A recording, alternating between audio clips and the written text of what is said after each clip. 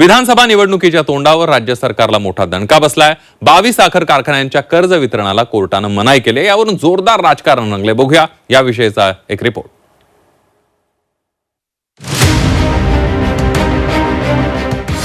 विधानसभा निवडणुकीच्या तोंडावर राज्य सरकारला दणका। 22 साखर कारखान्यांच्या कर्ज वितरणाला कोर्टाची मनाई।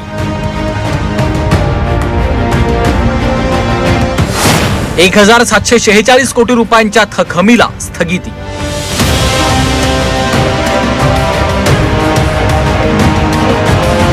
विधानसभा निवडणुकीच्या तोंडावर राज्य सरकारला हायकोर्टानं मोठा दणका दिलाय। ठराविक साखर कारखान्यांना दिलेल्या कर्ज वितरणाला हायकोर्टानं स्थगिती दिली आहे। गेल्या 22 वर्षांपासून 22 सहकारी साखर कारखान्यांना NSFDC आणि राज्य सहकारी बँकेकडनं मार्जिन मनी लोन देण्यात आलं होतं। एकूण 2282 कोटी रुपयांची थकमी घेत हे कर्ज देण्यात आलं।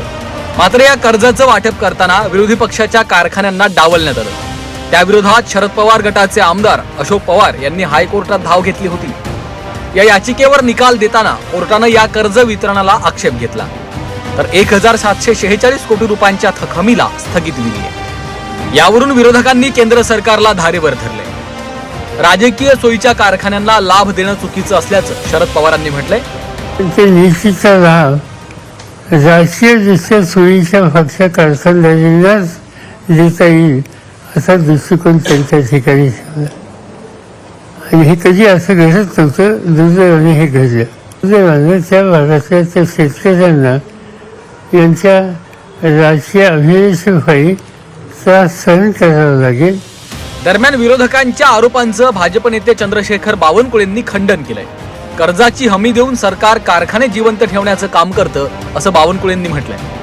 कारखाने टिकले तर ऊस उत्पादक शेतकरी टिकतील यावर सरकार निर्णय घेत असतं। कारखान्याच्या एवढं मोठं असेट डुबण्यापेक्षा आणि ते शेतकऱ्याच्या कामात येणार नाही हे असेट, त्यापेक्षा कारखान्यांना थोडी कर्जाची हमी देऊन, थोडं कर्ज त्याला शासनाची हमी देऊन कारखाने जिवंत करण्याकरता सरकार पुढाकार घेतं। तो पुढाकार चांगलाही असतो कारण तो शेतकऱ्याचा हिताचा आहे। कोर्टाने काय म्हणते समजून घ्यावं लागेल। विधानसभेच्या निवडणुका अगदी तोंडावर आल्या, त्यातच कर्ज वितरणाला कोर्टानं मनाई केल्यानं राज्य सरकारसाठी मोठा दणका मानला जातोय।